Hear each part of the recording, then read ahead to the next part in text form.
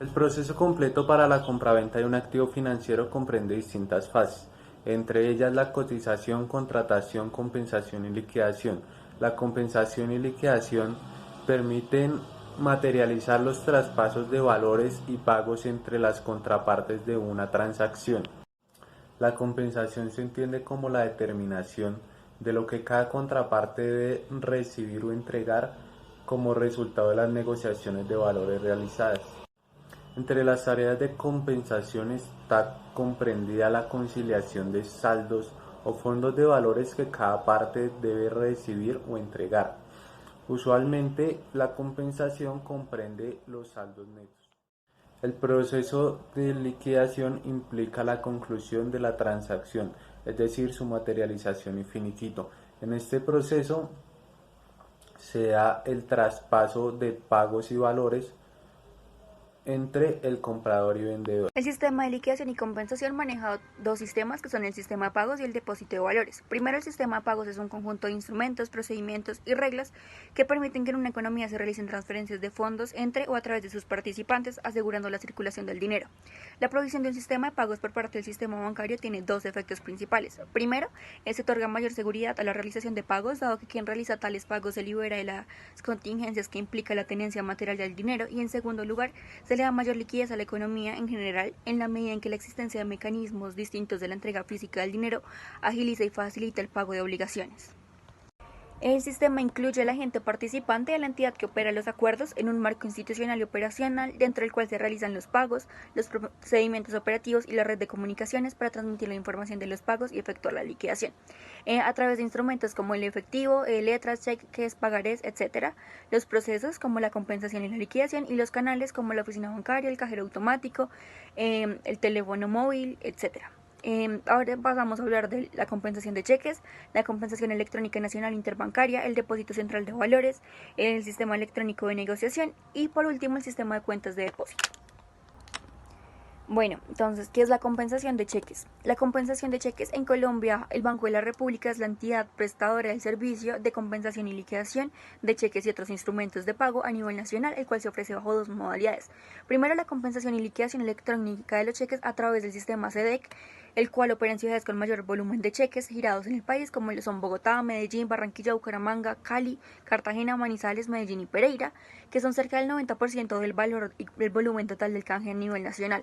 A través del sistema de compensación total electrónica de cheques, SEDEC, se graba y se transmite mediante archivos electrónicos en formato NASHAM al Banco de la República la información correspondiente a cada uno de los documentos prestados al cobro y en devolución en las dos sesiones de la compensación.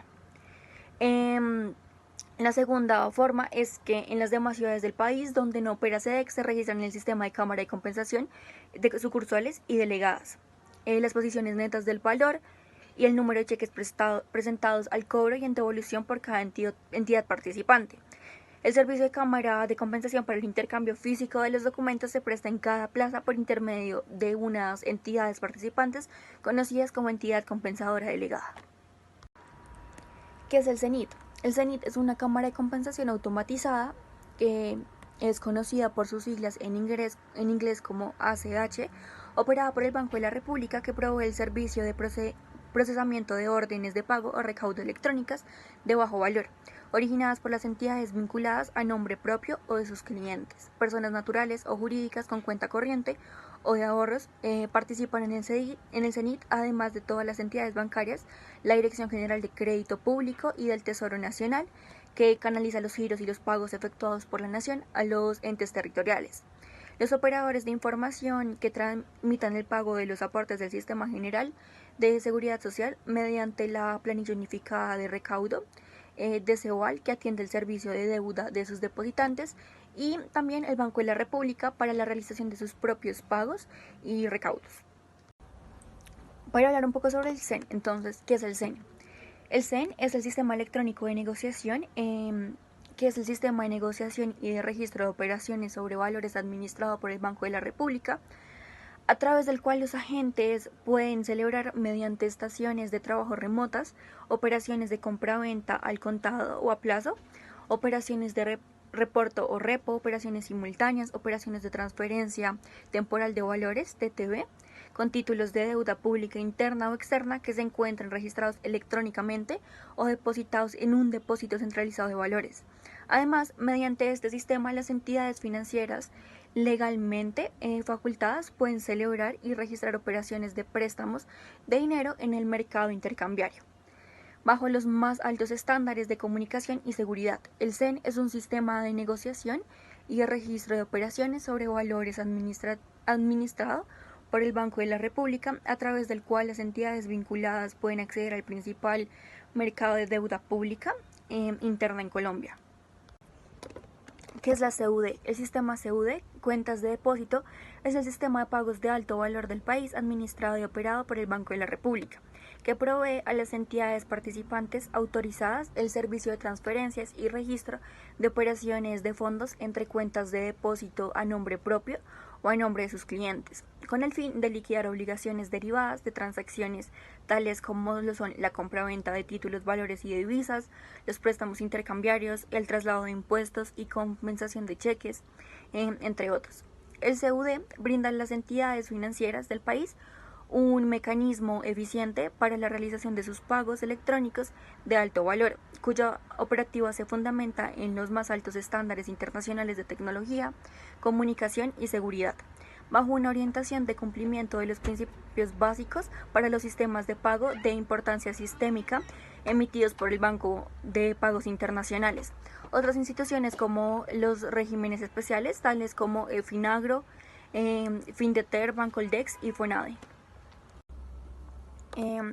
Ahora hablando un poco sobre el depósito de valores, el Depósito Central de Valores DCV del Banco de la República es un sistema diseñado para el depósito, custodia y administración de valores en forma de registros electrónicos, títulos desmaterializados que emita, garantice o administre el propio Banco de la República, y los valores que constituyan inversiones forzosas o sustitutivas de encaje a cargo de las entidades sometidas a la inspección y vigilancia de la Superintendencia Financiera. Distintos de acciones, asimismo como sistema de compensación y liquidación de operaciones sobre valores, el DCV registra la anotación en cuenta de las enajenaciones y transferencias definitivas o transitorias de títulos entre los depositantes, así como los gravámenes y las medidas cautelares que emitan las autoridades competentes con respecto a los valores y a los derechos registrados en el DCV. Ahora, para hablar un poco de la importancia de las SC, cabe observar que en la mayoría de los países en que existe una SC o entidades de contrapartida central, esta opera solo con valores negociados en el mercado bursátil, particularmente acciones, mientras que para el mercado OTC o over the counter, mercado cuyas negociaciones se realizan fuera del ámbito de las bolsas de valores formales, los instrumentos pueden ser compensados multilateralmente sin innovación, o bien ser liquidados de manera bruta. Ya por último, los principios rectores del sistema. Resulta que los sistemas de compensación y liquidación requieren de un marco de principios que les permitan garantizar un funcionamiento seguro y eficiente, así como la reducción de riesgos a los que están expuestos los participantes de dichos sistemas. La implantación de estos principios permite que el control de riesgo de liquidación deba efectuarse mediante un control absolutamente intrusivo en la fase de contratación, al objeto de verificar la disponibilidad de saldos por parte del comprador y vendedor. MILA o Mercado Integrado Latinoamericano es el resultado del acuerdo firmado entre las principales bolsas de Chile, Colombia, Perú y México, los cuales conforman un mercado regional para la negociación de títulos de renta variable. El MILA es considerado un mercado de valores de los países de la Alianza del Pacífico. La misión del MILA es integrar los mercados de valores de los países miembros y fomentar el crecimiento financiero de sus participantes, ofreciendo una mejor alternativa para la inversión, diversificación, liquidez y financiamiento. El MILA nació con una etapa de pruebas que se utilizaron para concretar la operación del mercado de integración. Para ello se diseñaron modelos de negociación, compensación y liquidación de operaciones, y se aplicaron cambios regulatorios que facilitaron la integración. También fue necesario adecuar aspectos de los tres mercados a nivel tecnológico, además de cerrar acuerdos de tipo comercial y de capacitación.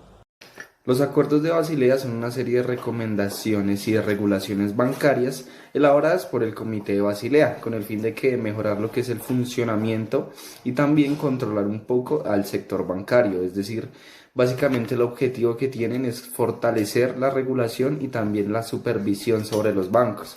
Además, buscan reducir el endeudamiento que tienen las entidades financieras y también buscan garantizar la capacidad de respuesta que tienen ante el riesgo operacional, ante el riesgo de crédito y ante el riesgo de mercado. ¿Qué beneficios trae el acuerdo de Basilea o qué ventajas? Principalmente esto genera que el mercado integrado latinoamericano pueda ofrecer beneficios tanto como para el mercado bursátil, para los emisores y para los inversionistas, ya que al haber esto habrá mayor facilidad de ofrecer y también de demandar diversos activos financieros. Por otro lado, los inversionistas también tendrán mejores oportunidades de inversión, los emisores también encontrarán una forma más eficaz y mucho más económica de captar recursos y estos recursos son necesarios para desarrollar las actividades de los emisores. Y finalmente el mercado bursátil tendrá un espacio más adecuado para operar. Ahora, ¿qué desventajas tiene de estos acuerdos de Basilea?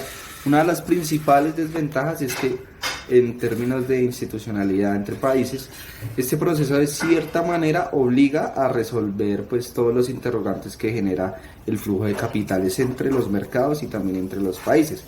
Como por ejemplo, pueden ser los sistemas operativos, también pueden ser temas tributarios, por otro lado pueden ser temas como el clearing, que el clearing básicamente son todas las actividades que se realizan desde el momento en el que se hace el compromiso de una transacción hasta que se establece esta transacción. Otra desventaja es que esto también, los acuerdos de Basilea pueden generar diferencias de sofisticación entre las bolsas. Por ejemplo, en Chile es posible realizar unas ventas en corto en acciones, pero no es así en Colombia o en Perú. Existen tres tipos de acuerdos de Basilea. Basilea I se estableció en 1988 como un acuerdo mínimo de capitales basado únicamente en el riesgo del crédito.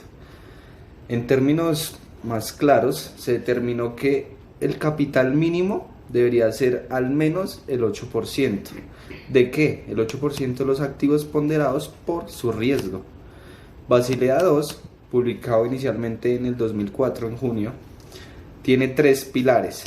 El pilar número 1 se refiere al mínimo capital, analizando en profundidad el riesgo, es decir, se mantiene un poco lo del Basilea I, pero también es el riesgo de mercado y el riesgo operativo junto con el de crédito. El pilar 2 es el proceso de supervisión bancaria, basado en los principios de vigilancia que tiene este acuerdo de Basilea y también basado en los mínimos de capital como el anterior pilar. El pilar 3 se refiere a la disciplina de mercado. Esta, a diferencia de los demás, está basada en el suministro de la información. Entonces, una información que debe ser clara y también debe ser transparente, un poco relacionado con lo visto en clase con respecto a las NIF. Aparte, también tiene unas políticas de gestión de riesgo y tiene unas suficiencias de capital y también una exposición al riesgo con carácter de temporalidad frecuente. Finalmente, Basilea III estaba relacionado más que todo con el aumento de la calidad del capital. Deja un poco al lado el riesgo para mejorar el capital. También mejora hay un aumento de requerimientos de calidad, de constitución de colchones de capital, también de definición del ratio de apalancamiento y también una mejora, aún así, de la gestión del riesgo y también una mejora de los ratios de liquidez de las empresas. En Colombia, los principios de Basilea se ven aplicados más que todo en Basilea III. Y estos se han formulado para ser aplicados entre 2013 y 2019, como parte de un proyecto adelantado y un proyecto planteado por el gobierno nacional. ¿Qué busca este proyecto? Promover lo que es la resiliencia del sistema financiero frente a los choques adversos y también procurar una expansión y una consolidación del mercado colombiano entre los demás mercados. Recientemente, la Superintendencia Financiera de Colombia incluyó en su informe del sistema financiero en 2020 un apartado que está dedicado o está directamente relacionado con el Acuerdo de Basilea III, que menciona en este apartado.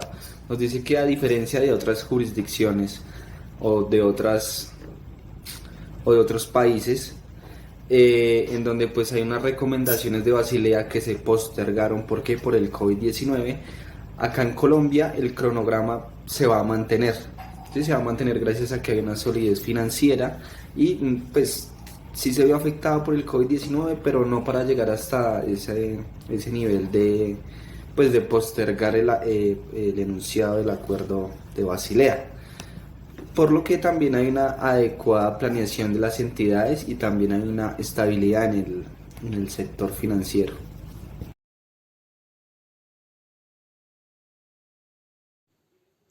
El riesgo de mercado de Mila corresponde a un riesgo país y esta se utiliza como una medida de evaluación de riesgo en el mercado, la capacidad para entender compromisos de deuda, la generación de flujos de caja futuros de un país y la posibilidad de que un deudor extranjero sea inhábil o incapaz de cumplir sus obligaciones financieras por motivos políticos o económicos. También se entiende como el riesgo existente en una inversión debido a los factores específicos de cada país, conocidos como riesgo económico financiero y riesgo político. Este último a su vez se puede segregar en dos categorías, que es riesgo administrativo y riesgo sociopolítico. Lo anterior cobra relevancia con los procesos de globalización e integración de los mercados financieros en la medida en que los inversionistas toman la calificación de riesgo país como una herramienta en la toma de decisiones. Esta calificación se vuelve una ayuda para predecir el riesgo de crédito de los títulos y permite poner un límite en los criterios para seleccionar activos y delimitar el horizonte de inversión. En términos generales, las firmas calificadoras de riesgo son entidades privadas cuya misión es evaluar pertinentemente la capacidad de pago que tiene un emisor de deuda o títulos valores ubicados dentro de una escala de riesgo. Las variables más relevantes a la hora de otorgar en una economía su calificación son las siguientes. El crecimiento económico, pues que se evalúa en el crecimiento del Producto Interno Bruto y el Producto Interno Per Cápita, el comercio exterior, que es la diversificación de las exportaciones que genera señales de economías competitivas, la política monetaria y cambiaria que bajo sus bajas tasas de inflación e independencia son síntomas de estabilidad macroeconómica del país, la política fiscal, que es la evolución de los indicadores de gasto e ingresos y el adecuado manejo del balance fiscal, el endeudamiento, pues para así evaluar pues la capacidad efectiva de pago de la deuda de corto y largo plazo de acuerdo a la capacidad de pago, la liquidez, que se analiza la capacidad de pago que puede tener una economía ante la imposibilidad de acceder a financiamiento externo, y indicadores socioeconómicos como aspectos cualitativos como lo es la estabilidad y transparencia de un país, que son fundamentales para clasificar el riesgo de deuda de largo plazo en una economía. En el caso de Colombia, tiene un puntaje general de riesgo económico de 2.3, es elevado pese a la inflación actualmente que ronda en un 1.51 interanual, lo que significa que es por debajo del rango objetivo del Banco Central, a pesar de los constantes aumentos del precio del petróleo y la depreciación de la moneda gradualmente en el año. Se han acumulado presiones inflacionarias que impulsan los costos y es claro que la economía seguirá viéndose perturbada por la crisis del coronavirus frente al déficit fiscal y el colapso de precios mundiales del petróleo. Colombia tiene una calificación crediticia de grado de inversión de nivel bajo y mantuvo su perspectiva negativa dado el posible daño a la posición fiscal del país por la crisis actual.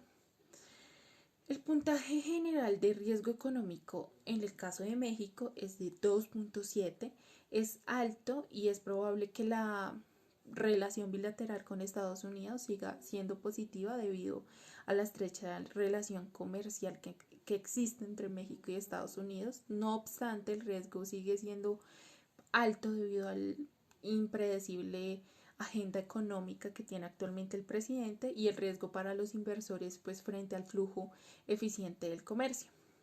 En el caso de Perú, cuenta con un nivel de riesgo económico moderado de 1.2 y un nivel de riesgo político alto de 2.9. Esto se debe al crecimiento del déficit fiscal del país, que alcanzó el 8.9% del Producto Interno Bruto, y la ausencia del cambio frente a la recaudación de impuestos y los aspectos tributarios que ayuden al fortalecimiento y recuperación de la pandemia y poder financiar el desarrollo de infraestructura en la localidad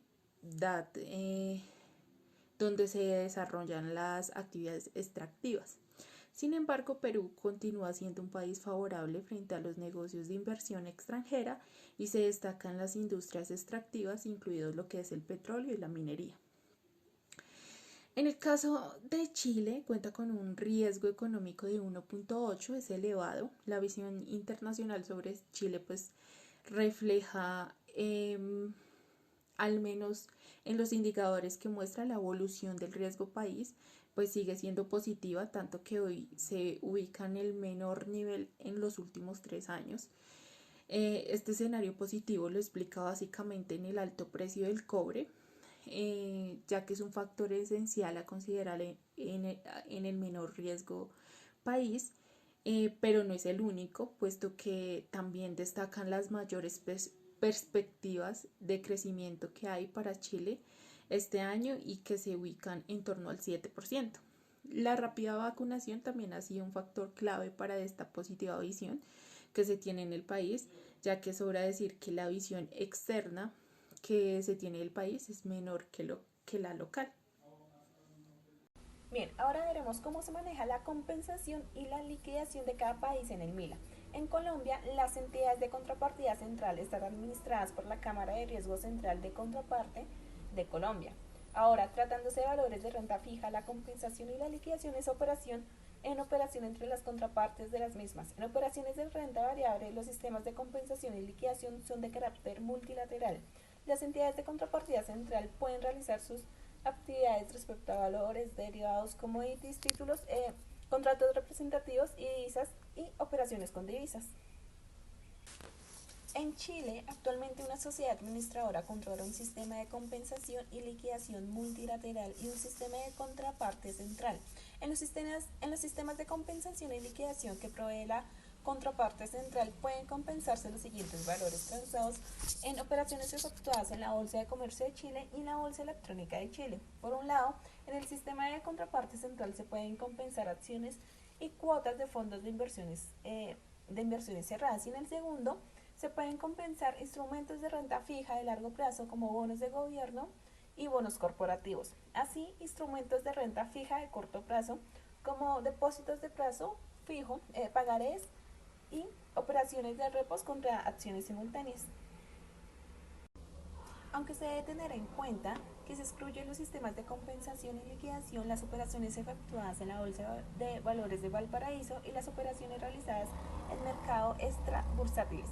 Se excluyen también aquellas operaciones que se efectúan en una moneda diferente al peso y aquellas que son excluidas por acuerdos de las partes. Las operaciones negociadas fuera de la bolsa consisten básicamente en transacciones entre los bancos locales de instrumentos de renta fija de largo y de corto plazo del Banco Central de Chile.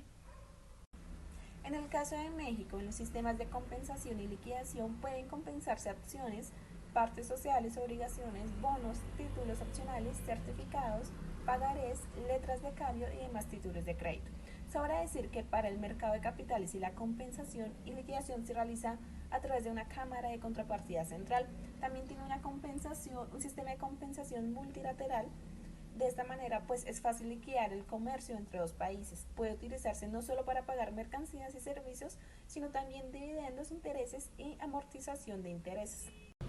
En el caso de Perú, el sistema de compensación y liquidación de valores también es multilateral, aunque no existe una entidad de contrapartida central. El reglamento interno de Cabalí, que es el Registro Central de Valores y Liquidaciones, regula el proceso de compensación y liquidación de operaciones y define un modelo de compensación de fondos multilateral, en tanto los valores se liquidan de forma bruta y las operaciones que pueden ser compensadas y liquidadas en los sistemas de compensación y liquidación son básicamente aquellas negociaciones en los mercados de negociaciones administradas por la Bolsa de Valores de Lima, y estos son rueda de bolsa, es decir, el mercado bursátil en donde se negocian valores de renta variable, instrumentos representativos de deuda y el mecanismo centralizado de negociación de instrumento de emisión no masiva, que es el MIEN, en donde el mercado se negocian instrumentos individuales que no califican como valores mobiliarios, formalmente